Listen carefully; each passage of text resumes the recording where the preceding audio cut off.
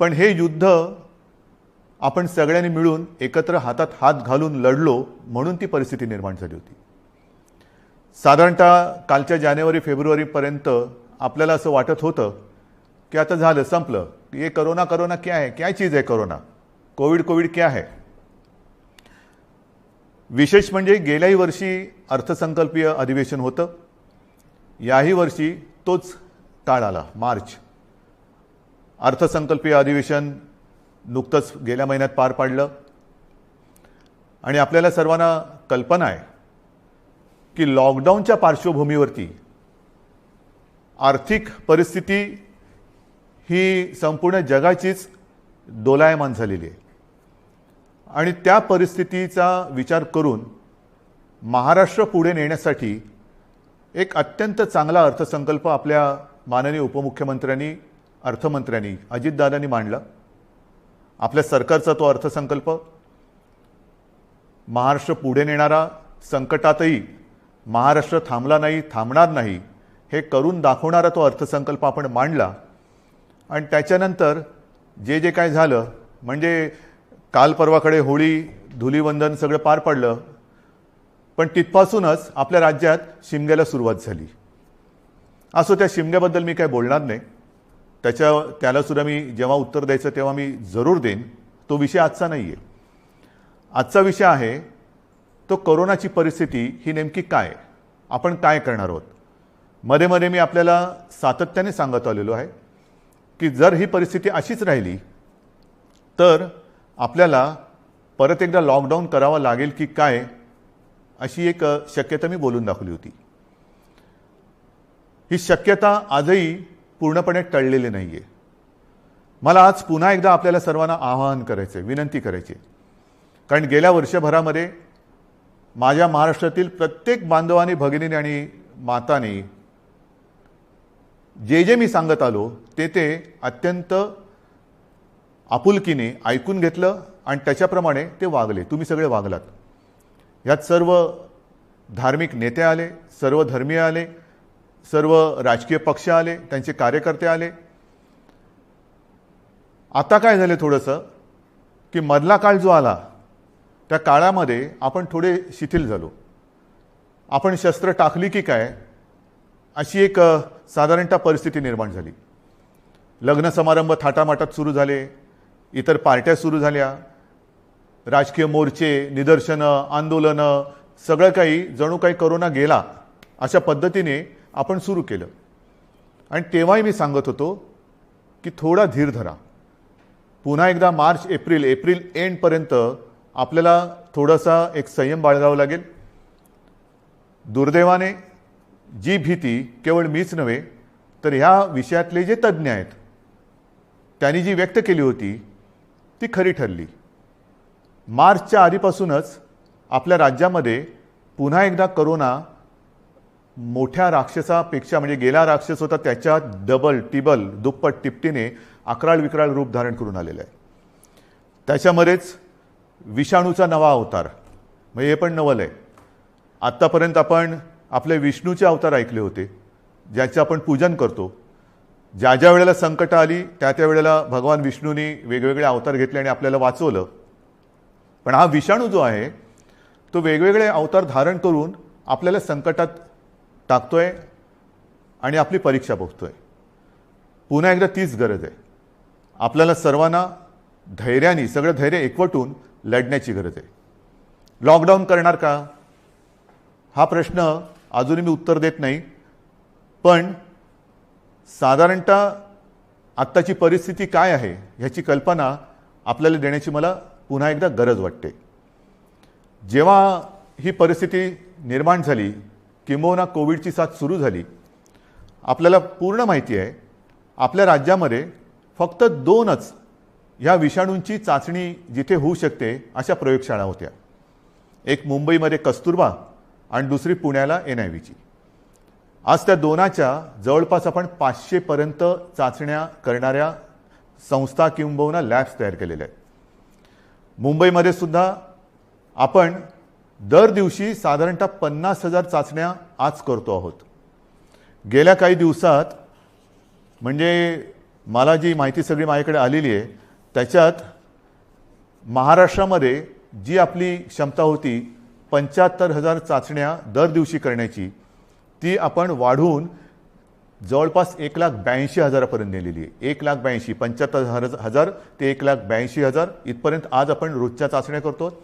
येत्या काही दिवसात ही संख्या आपल्याला 2.5 लाखावर न्यायची आहे. 2.5 लाख चाचण्या दर दिवशी महाराष्ट्रामध्ये लवकरात लवकर आपण करणार आहोत.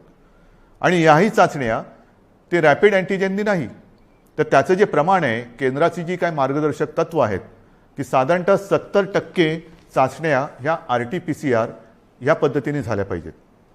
आता माझ्यापेक्षा सर्वांनाच माहिती झालेलं नेमकं RT-PCR म्हणजे काय, रॅट म्हणजे रॅपिड अँटीजेन टेस्ट म्हणजे काय.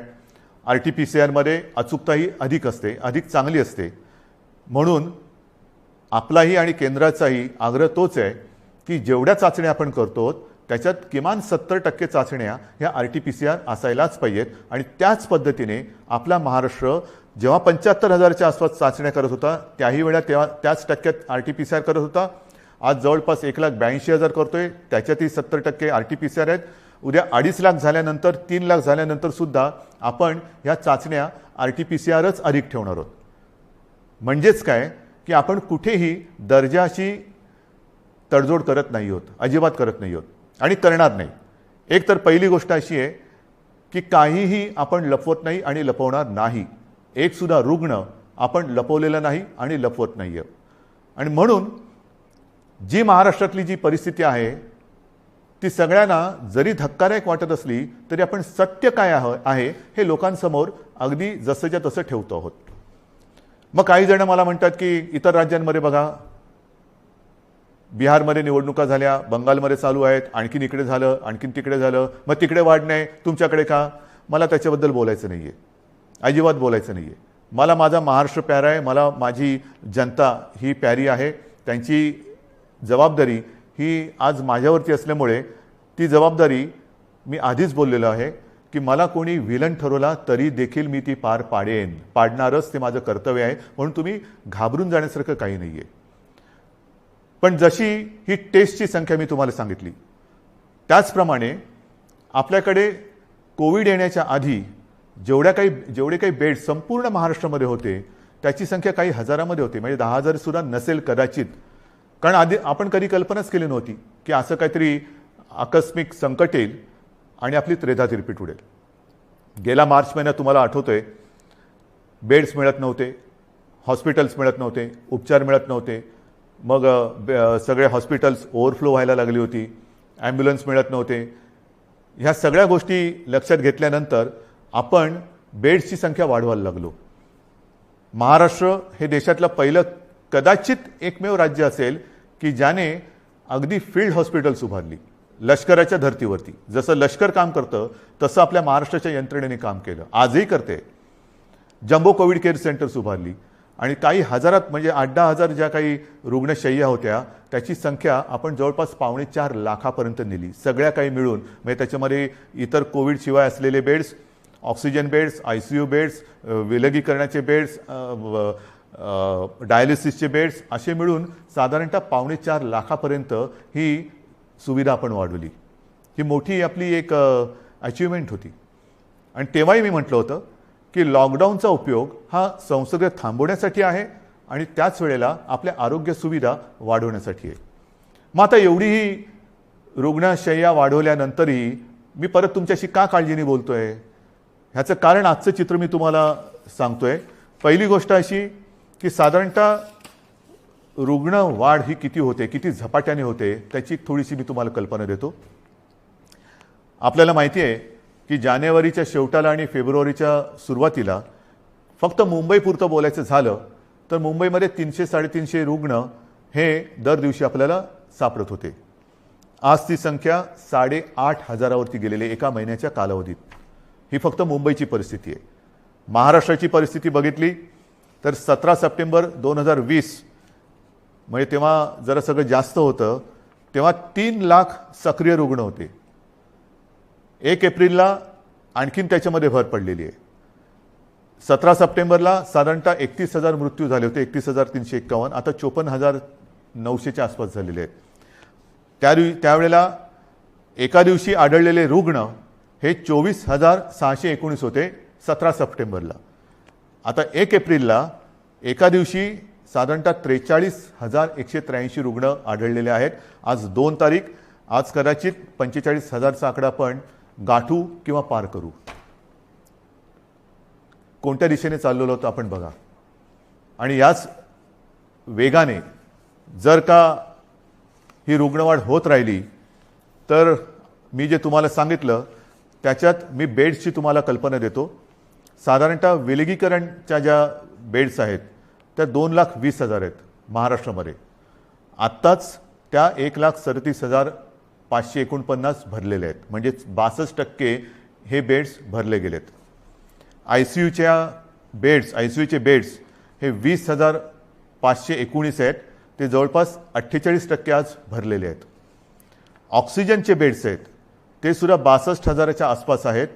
ते 25%च्या आसपास आज भरलेले आहेत. व्हेंटिलेटर्स 9,347 ते पण 25% जवळपास आज वापरात आहेत. ही परिस्थिती फार चिंताजनक आहे. आणि म्हणून मी आज आपल्याशी संवाद साधायला आलो की ही परिस्थिती अशीच राहिली तर आणखीन 15-20 दिवसामध्ये आपल्याला ह्या सगळ्या सुविधा ज्या आहेत त्या अपुऱ्या पडायला लागतील. मग काही जण म्हणतील सुविधा वाढवत का नाही? वाढवतो ना. मी आदेश दिलेले आहेत की जिथे जिथे आवश्यक आहे आवश्यकतेनुसार या सुविधा वाढवा. पण सुविधा वाढवणं म्हणजे काय करणं? बेड्स वाढवणं आलं, व्हेंटिलेटर्स मिळतील, ऑक्सिजनचा साठा सुद्धा आज आपल्याकडे फार मर्यादित आहे, तोही वाढवण्याचा आपला प्रयत्न सुरू आहे. औषधांचा साठा आपण घेऊ शकतो. परंतु बेड्स वाढले, व्हेंटिलेटर्स वाढले, आयसीयूचे बेड्स वाढले तरी डॉक्टर्स कसे वाढणार? नर्सेस कशा वाढणार? आरोग्य कर्मचारी कुठून आणायचे? हा विचार फार महत्त्वाचा आहे. आणि इकडेच खरा चिंतेचा विषय आहे. गेले वर्षभर ही संपूर्ण आपली यंत्रणा, मग त्याच्यात डॉक्टर्स आहेत, नर्सेस आहेत, आरोग्य कर्मचारी आहेत, पोलीस आहेत, आशा अंगणवाडी सेविका आहेत, महसूल यंत्रणेचे काही कर्मचारी आहेत, यांच्यापैकी बऱ्याच जणांना कोविडने गाठलेलं आहे. आजारातनं ते बरे झालेले आहेत. साधारणतः या विषाणूचं एक विचित्र वैशिष्ट्य असं आहे की एकदा त्यांनी कोणाला ग्रासलं की बरं झाल्यानंतर सुद्धा काही काळ हा थकवा राहतो, धाप लागते, थकवा येतो, थोडंसं अंगातली सगळी शक्ती गेल्यासारखी वाटते. मग डॉक्टर सांगतात आता तुम्ही निगेटिव्ह झालेला आहात परंतु आराम करा. पण ही जी यंत्रणा आहे ती यंत्रणा आपल्यासारखीच माणसांची आहेत, आपल्यासारखीच रक्तामासाची हाडाची आपली माणसं आहेत, आपलेच बांधव आहेत, आपल्याच भगिनी आहेत. हे डॉक्टर्स असतील सगळेच ते आजारी पडले आणि पडल्यानंतर निगेटिव्ह आल्यानंतर दुसऱ्या तिसऱ्या दिवशी पुन्हा एकदा आपल्या सेवेसाठी कोरोनाच्या गुहेत घुसत आहेत. मग त्यांच्याशी आपण कसं वागलं पाहिजे? आज सुद्धा आपण जी काय आपली यंत्रणा राबते आपल्यासाठी टेस्टिंग टेस्टिंग टेस्टिंग टेस्टिंग आहे, टेस्टिंग वाढवतोय. पण टेस्टिंग करण्यासाठी घराघरात जाऊन आपल्याच भगिनी आहेत, आपलेच बांधव आहेत, 2-2, 4-4, 5-5 माळ्याच्या इमारती असतील, लिफ्ट नसेल तरी सुद्धा ते चढ उतार करतात रोज न थकता. मग थकले तरी थांबत नाही आहेत. त्यांना आपण काहीतरी दिलासा देणार आहोत की नाही? एकूण हे जे काय सगळे चित्र आहे, बोलणारे सगळे बोलतात की आपण हे केलं पाहिजे, आपण ते केलं पाहिजे, लसीकरण वाढवलं पाहिजे. वाढवतोय ना आपण. कालच्या दिवसात तुम्हाला मी अभिमान हा शब्द इकडे वापरणं योग्य ठरणार नाही, पण तुम्हाला समाधान वाटलं पाहिजे की महाराष्ट्र हा देशातला नंबर 1चं राज्य महाराष्ट्र ठरलेलं आहे. कालच्या दिवसात एका दिवशी आपण 3 लाख नागरिकांना लसीकरण केलेलं आहे. 3 लाख एका दिवसात. म्हणजे आत्तापर्यंत आपण जेव्हापासून लसीकरणाला सुरुवात झाली सुमारे 65 लाख, त्याच्यात आजचा आकडा मी धरलेला नाही आहे, 65 लाख आपल्या नागरिकांना आपण लसीकरण केलेलं आहे. अजूनही आपण मागणी करतोय, केंद्र आपल्याला देतंय, पण पुरवठा वाढवायला पाहिजे. आणि पुरवठा वाढवल्यानंतर आपली क्षमता आज जी 3 लाख आहे ती लवकरात लवकर किमान 6 ते 7 लाख दर दिवसाला करण्याची आपली क्षमता आहे. पण तेवढ्या लसचा पुरवठा झाला पाहिजे. ती मागणी आपण करतोय. होईल, मागणी मान्य होईल, मी काय त्याच्यावर टीका नाही करत आहे, कारण सगळ्याच राज्यांना द्यायचं आहे. तर ही आपली क्षमता आहे. परंतु होतंय असं की लस घेतल्यानंतर, आता मी सुद्धा एक डोस घेतलेला आहे लसचा, आपल्याशी बोलताना आजूबाजूला कोण नाही म्हणून आणि म्हणूनच मी मास्क काढून आपल्याशी बोलतोय. पण लस घेतल्यानंतर सुद्धा काही जण कोरोनाने बाधित होत आहेत. का होत आहेत? कारण लस घेतली आता सगळं झालं असं नाही आहे. लस घेतल्यानंतर सुद्धा मास्क हा घालणं अनिवार्य आहे. मी मधल्या काळामध्ये माननीय पंतप्रधानांनी जी एक व्हिडिओ कॉन्फरन्स घेतली त्याच्यात हा मुद्दा मी काढला होता आणि मी बोलताना असं बोललो होतो की आमच्या इथे लसचे दोन्ही डोस घेतल्यानंतर सुद्धा आणि तो मधला कालावधी झाल्यानंतर सुद्धा काही लोकांना संसर्ग झालेला आहे. तेव्हा स्वतः माननीय पंतप्रधानांनी सांगितलं की एक गोष्ट लक्षात घ्या की लस घेतली म्हणजे कोविड होणार नाही अशातला भाग नाही आहे.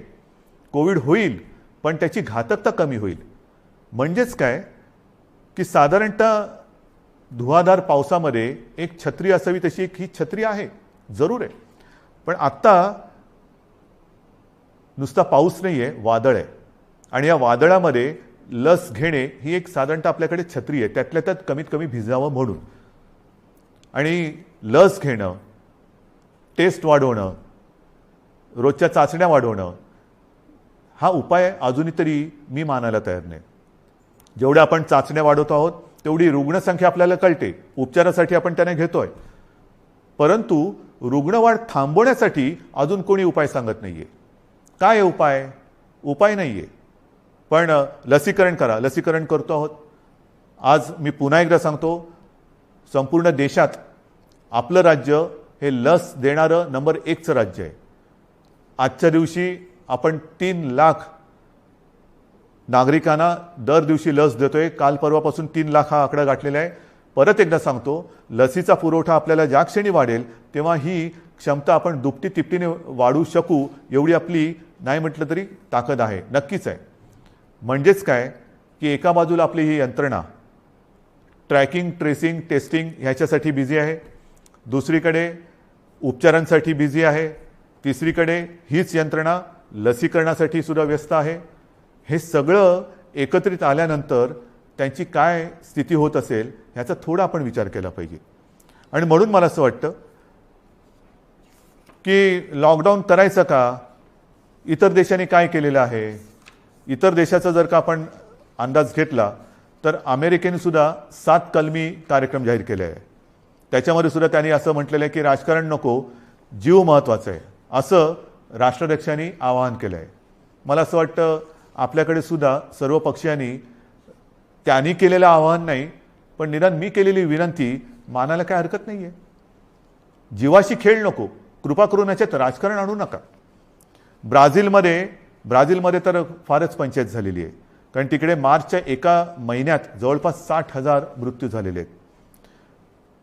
मृत्यूदर दुपटीने वाढला आहे. बेरोजगारीची म्हणजे मृत्यू पण होत आहेत आणि बेरोजगारीची पण समस्या वाढते. फार विचित्र परिस्थिती ब्राझीलमध्ये. रशियामध्ये पण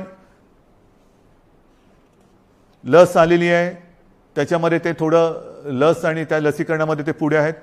फ्रान्समध्ये परिस्थिती नाजूक आहे. तिथेही जी माहिती मिळते तिकडे तिसऱ्यांदा राष्ट्रीय लॉकडाऊन करण्यात आलेला आहे आणि ह्या लॉकडाऊनच्या मध्ये केवळ जीवनावश्यक वस्तूंची दुकाने उघडण्यास परवानगी दिलेली आहे. कार्यालयातील लोकांना फक्त घरून काम करावे लागेल. पुढील 3 आठवड्यांसाठी शाळा पूर्णपणे बंद ठेवण्यात येतील. या 4 आठवड्यात कोणत्याही प्रकारची जाहीर सभा होणार नाही. त्यांच्यावर पूर्ण बंदी असेल. कोणी आवश्यक कारणाशिवाय आपले घर सोडणार नाही. हे मी तुम्हाला नाही सांगितलं, हे फ्रान्समधलं वातावरण तुम्हाला सांगतो. नाही तर तुम्हाला वाटेल मी आत्ताच काहीतरी लॉकडाऊन जाहीर केले काय. हंगेरीमध्ये पण वर्क फ्रॉम होम बंधनकारक आहे. डेन्मार्कमध्ये तसंच आहे. ग्रीसमध्ये हळूहळू निर्बंध हटवायला सुरुवात झालेली आहे. बेल्जियमने परत एकदा महिन्याभराचा कडक लॉकडाऊन लावला आहे. पोर्तुगाल सरकारने शहरांमधील नागरिकांची ये जा थांबवली आहे. आयर्लंडमध्ये तर डिसेंबरपासून कडक लॉकडाऊन आहे. फिलिपिन्समध्ये मनिला व आसपास परत 1 आठवड्याचा कडक लॉकडाऊन लावला आहे. केनियामध्ये सुद्धा देशभर कडक निर्बंध लावलेले आहेत. UK सुद्धा आता हळूवार त्यांनी 2-2.5 महिन्याचा लॉकडाऊन केल्यानंतर हळूवार निर्बंध शिथिल करतायत. जसं आपण हळूवार शिथिल केले तसंच UK तिकडे तर 2.5-3 महिन्याचा अत्यंत कडक लॉकडाऊन होता आणि आता हळूवार ते निर्बंध शिथिल करतायत. इटलीमध्ये सुद्धा तशीच आहे. जर्मनीमध्ये सुद्धा तीच परिस्थिती आहे. पोलंडमध्ये तीच आहे.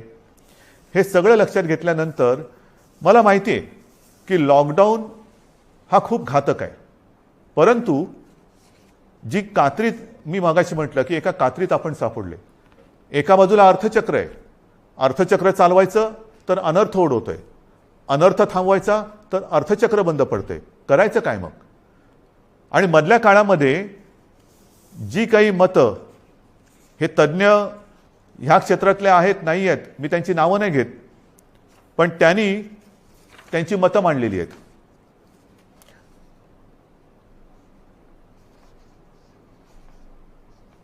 सर्वसामान्यांना त्रास होईल अशी लॉकडाऊनची भूमिका, मी पक्षाचं नाव घेत नाही कारण मला राजकारण आणायचं नाही, आम्ही खपवून घेणार नाही. तुम्हाला आलेला झटका म्हणजे नियम नको. महाराष्ट्रामध्ये कोरोनाचं नाटक पुन्हा सुरू झालेलं आहे. कोरोनाच्या संसर्गाला लॉकडाऊन हा पर्याय नाही. आम्ही लॉकडाऊनला जोरदार विरोध करू, रस्त्यावरती उतरू. हिटलरसारखं वागू नका. सर्वसामान्य जनतेला लॉकडाऊन परवडणारा नाही. जनता आधीच लॉकडाऊनला कंटाळली आहे, त्यामुळे राज्यात लॉकडाऊन लावणे हा पर्याय नव्हे. लॉकडाऊन हा अंतिम पर्याय होऊ शकत नाही. लॉकडाऊन लावायचं असेल तर आधी रोजगाराचे पैसे 5,000 रुपये का काय ते थेट खात्यात जमा करा. एका उद्योगपतीने सांगितले की लॉकडाऊन लावण्याच्या ऐवजी आरोग्य सुविधा वाढवा. आता आरोग्य सुविधा मी तुम्हाला सांगितली काय परिस्थिती आहे. गेल्या वर्षभरात आपण एवढी आरोग्य सुविधा वाढवली, अजूनही वाढवतो आहे. पण मुद्दा असा येतो की हे जे काही आपल्याला सल्ले देत आहेत त्यांना मी सांगू इच्छितो हात जोडून, उद्योगपतींना सांगतो, म्हणजे त्या ज्यांनी सांगितले सगळ्या उद्योगपतींबद्दल नाही, की आरोग्य व्यवस्था वाढवतो मी, बेड्स वाढवतो, सगळं वाढवतो, पण कृपा करून रोज मला किमान 50 डॉक्टर्स, नर्सेस, आरोग्य कर्मचारी यांचा महाराष्ट्रभर पुरवठा होईल अशी काहीतरी सोय करा. कारण नुसतं फर्निचरचं दुकान म्हणजे आरोग्य सुविधा नाही आहेत. त्याच्यामध्ये व्हेंटिलेटर आल्यानंतर व्हेंटिलेटर वापरणारे सुद्धा तज्ज्ञ लागतात. ऑक्सिजन किती द्यायचा, किती प्रमाणात द्यायचा याच्यासाठी सुद्धा त्या विषयातला तज्ज्ञ लागतो. अगदी रेमडेसिवीर द्यायचं झालं तर ते कसं दिलं पाहिजे ते समजणारा डॉक्टर लागतो. ही तज्ज्ञ लोक आणि डॉक्टर्स ही कुठून आणायची? आणि ही परिस्थिती जर का बघितली तर मला तुमच्याकडनं हीच अपेक्षा आहे. जे सांगतायत की लॉकडाऊन केला तर आम्ही रस्त्यावरती उतरू, माझं म्हणणे जरूर उतरा, उतरलंच पाहिजे. पण ते लॉकडाऊनच्या विरोधात नाही, तर लॉकडाऊन होऊ नये म्हणून कोरोनाच्या विरुद्ध तुम्ही उतरा. या डॉक्टर्सना मदत करायला तुम्ही रस्त्यावरती उतरा. ज्या कुटुंबांमध्ये करते करविते ज्यांचा मृत्यू झालेला आहे त्या कुटुंबियांची जबाबदारी घेण्यासाठी रस्त्यावरती उतरा. ज्या कुटुंबांमध्ये सगळेच्या सगळे कोरोना बाधित झालेले आहेत त्यांची सेवा करण्यासाठी रस्त्यावरती उतरा. टेस्ट जी आपल्या या यंत्रणे जी करते आहे ट्रॅकिंग ट्रेसिंग त्यांना मदत करायला म्हणून रस्त्यावरती उतरा. नुसतं बोलायला ठीक आहे अमुक केलं तर आम्ही रस्त्यावरती उतरू, माझं म्हणणं तर उतराच, रस्त्यावरती उतरा. कारण आता आपल्याला ही लढाई तशीच लढावी लागणार आहे. हातात हात घालून ही लढाई लढावी लागणार आहे. अनेक ठिकाणी मी बघतोय सभा समारंभांना तुडुंब गर्दी होते, बाजारपेठा फुलून गेलेल्या आहेत. थोडंसं धीर धरा. अनेक जणांना असं वाटतंय मास्क का लावतोय तू? अरे मास्क न लावण्यामध्ये शौर्य काय शौर्य आहे? मी मास्क वगैरे वापरत नाही, मी मास्क वापरणार नाही, काय शूर आहेस? मास्क न वापरणं ह्याच्यात शूरता नाही. आणि मास्क लावणं त्याला लावायला लाजायची गरज नाही आहे. परत एकदा सांगतो की वॅक्सिन घेतल्यानंतर सुद्धा मास्क हा लावायलाच पाहिजे, अंतर ठेवलंच पाहिजे, हात धुत राहिलंच पाहिजे. आणि म्हणून काही कडक निर्बंध येत्या काही दिवसात आपल्याला लावावे लागतील. ते उद्या परवाकडे मी जाहीर करेन. विशेषतः शहरांमध्ये मी परत एकदा सांगतो, जिथे जिथे अनावश्यक गर्दी होते ही गर्दी आपल्याला टाळावीच लागेल.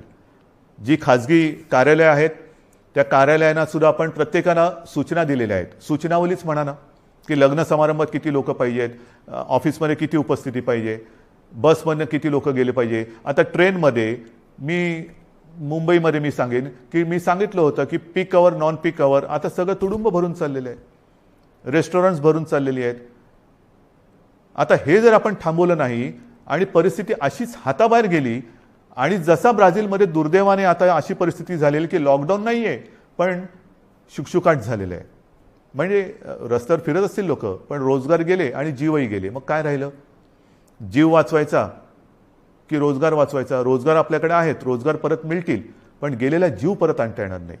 आणि म्हणून मी आपल्याला नम्रपणाने विनंती करतोय की येत्या काही दिवसांमध्ये 1-2 दिवसांमध्ये मी आणखीन काही जणांशी बोलतोय. काही त्याच्यात यातले तज्ज्ञ असतील, विविध राजकीय पक्ष आहेत, विविध मी पत्रकारांशी बोलेन. मला वेगळा काही उपाय असला तर पाहिजे. लॉकडाऊन हा उपाय नाही, मान्य. पण मग ही संसर्गाची साखळी तोडायची कशी? लसीकरण वाढवतोच आहे, पण लसीकरण देऊनही कोविड होत नाही अशातला भाग नाही. लसीकरण घेतल्यानंतर, लस घेतल्यानंतर सुद्धा कदाचित लस घेतलेल्याला कोविडचा त्रास कमी होईल, पण तो दुसऱ्याला संसर्गित करू शकतो, हेही आता सिद्ध झालेलं आहे. मग करायचं काय? दुसरा उपाय असेल जरूर सांगा, पण त्याहीपेक्षा माझा विश्वास आपल्यावरती आहे. कारण तुम्हीच या युद्धातले खरे सैनिक आहात. हे युद्ध आपल्या सगळ्यांचं आहे, हे एकट्या दुकट्याचं युद्ध नाही आहे. ज्या गोष्टी मी तुम्हाला सांगितल्या आपण नाही पाळू शकत. कारण नसताना घराबाहेर पडू नका, नाही घरात थांबू शकत. अनावश्यक ठिकाणी गर्दी करू नका, गर्दी टाळू नाही शकत. गरज नसेल तर इकडे तिकडे फिरू नका, हे फिरणं टाळू नाही शकत. सार्वजनिक ठिकाणी फिरताना घराबाहेर पडल्यानंतर मास्क लावलाच पाहिजे, मास्क घालू नाही शकत. एकमेकात थोडं अंतर ठेवा, अंतर ठेवू नाही शकत. म्हणजे लॉकडाऊन आपण टाळू शकतोय, पण टाळणं ही जिद्द, ज्या जिद्दीने तुम्ही पहिल्या लढलात त्या जिद्दीने पुन्हा जर का उतरलात तर आपल्याला, मी अजूनही म्हणतो आता थोडा काळ राहिलेला आहे. कारण परिस्थिती तुम्हाला मी सांगितले, अशीच रुग्णवाढ होत राहिली तर 15-20 दिवसात हॉस्पिटल्स तुडुंब भरून जातील. काही काही जिल्ह्यामध्ये आत्ताची परिस्थिती आलेली आहे. ऑक्सिजनसुद्धा कमी पडू शकतोय, व्हेंटिलेटरसुद्धा कमी पडू शकतात. ही परिस्थिती आजही आपण स्वयंशिस्तीने टाळू शकतो. संसर्गाची लाट, कोरोनाला आपण रोखू शकतो. रोखण्याची जिद्द ही तुमच्यात आहे की नाही, हा फार महत्त्वाचा प्रश्न आहे. सरकार लॉकडाऊन करणार की नाही यापेक्षा प्रत्येकाने ठरवलं पाहिजे की मी कोरोनाला हरवणार की नाही, मी कोरोनाला रोखणार की नाही. हे जर का तुम्ही प्रत्येकाने ठरवलं, होय मी रोखणारच. कारण आपण गेले वर्षभर माझे कुटुंब माझी जबाबदारी असेल. आता पुन्हा मी प्रत्येकाला सांगितले की मी जबाबदार, माझा मास्क माझी सुरक्षा. ह्या सगळ्या ज्या काही गोष्टी आहेत, नवीन ह्याच्यात काहीही नाही. जे पहिल्या दिवशी होतं ते आजही आहे. फक्त थोडंसं काय झालंय की सुरुवातीला जी एक कोरोनाची दहशत होती ती दहशत गेली, आपण गाफील झालो आणि कोरोनाने बरोबर आपल्याला गाठलं. अजूनही कोरोनाने आपल्यावरती मात केलेली नाही, मी त्याला करू देणार नाही, अजिबात नाही. मात आपणच त्याच्यावरती करायची आहे. पण ही मात करताना जर आपण घट्ट उभे राहिलो सगळ्या जणांनी, संपूर्ण सगळ्या राजकीय पक्षाने, मी पुन्हा एकदा हात जोडून विनंती करतो आहे की कृपा करा, जनतेच्या जीवाशी खेळ होईल असं राजकारण करू नका. जे सरकार पावलं उचलत आहे ते जनतेच्या हितासाठी उचलते. अर्थचक्रही फिरवायचं आहे, गरिबाची रोजीरोटी वाचवायची आहे, पण त्याचबरोबरीने सगळ्यात आधी आपल्याला त्यांची जीव वाचवायची आहे. म्हणून जीवाला पहिलं महत्त्व द्यायचं आहे आणि त्याच्यानंतर मग बाकीच्या ज्या काही गोष्टी आहेत त्या आपल्या हातातल्या आहेत त्या आपण करू शकतो. म्हणून आजसुद्धा मी पूर्ण लॉकडाऊनचा इशारा देतो आहे, लॉकडाऊन जाहीर करत नाही आहे. पण 1-2 दिवसामध्ये जर का दृश्य स्वरूपामध्ये ह्या गोष्टी आढळल्या नाहीत आणि दुसरा उपाय जर मी आता पुढच्या 1-2 दिवसांत ज्यांच्याबरोबर बैठका घेतोय त्यांच्याकडनं आला नाही तर मग मात्र आहे ती परिस्थिती अशीच्या अशी स्वीकारा, जे मला नाही जमणार. माझ्या डोळ्या देखत हे मी बघणार नाही आणि आपणही नाही बघायचं आहे. तर ती परिस्थिती रोखायला जगामध्ये जे करतायत, पहिला लॉकडाऊन दुसरा लॉकडाऊन, कारण लाटे मागून लाटा येतात. पहिली लाट आली, दुसरी लाट आली, तिसरी लाट आली. काय होतंय, एक लाट येऊन गेली, लॉकडाऊन होतो, सगळं शिथिल होतं, शिथिल झालं की दुसरी लाट येते. म्हणून आत्तापासून आपण ठरवलं पाहिजे की ही लाट तर मी रोखेनच आणि पुढची लाट तर मी येऊच देणार नाही. मला असं वाटतं, माझा आपल्यावरती विश्वास आहे, आपलाही माझ्यावरती विश्वास आहे. मध्ये काही जण भेटले होते आणि मला म्हणाले की अहो तुम्ही टी व्हीवर आले का लोक घाबरतात. म्हटलं मला नाही वाटत असं, कारण मी तुमच्या कुटुंबातला एक आहे, तुम्ही मला कुटुंबीय मानलेलं आहात आणि माझे कुटुंब माझी जबाबदारी, म्हणजे माझे कुटुंब तुम्ही आहात आणि तुमची जबाबदारी ही मी घेतल्यानंतर मला टीकेची पर्वा नाही. जे तुमच्या हिताचं असेल ते मी करणार आणि करेन. पुन्हा एकच सांगतो की सरकार यंत्रणेच्या बाबतीत कुठेही कमी पडलेलं नाही, पडू देणार नाही. सरकार खंबीर आहे, सरकार ठाम आहे. आरोग्य सुविधा कुठेही कणभर सुद्धा मी कमी पडू देणार नाही. मात्र ही एका हाताने टाळी वाजणार नाही. 2 हात जेव्हा एका हातात हात घालून आपण काम करू तरच यश मिळेल. आणि मला आपल्या सहकार्याची अपेक्षा आहे. सर्व राजकीय पक्षांकडनं अपेक्षा आहे, सर्व धर्मियांकडनं अपेक्षा आहे. पुन्हा एकदा आपल्या उत्सवांवरती, सणांवरती बंधनं आणावी लागतील.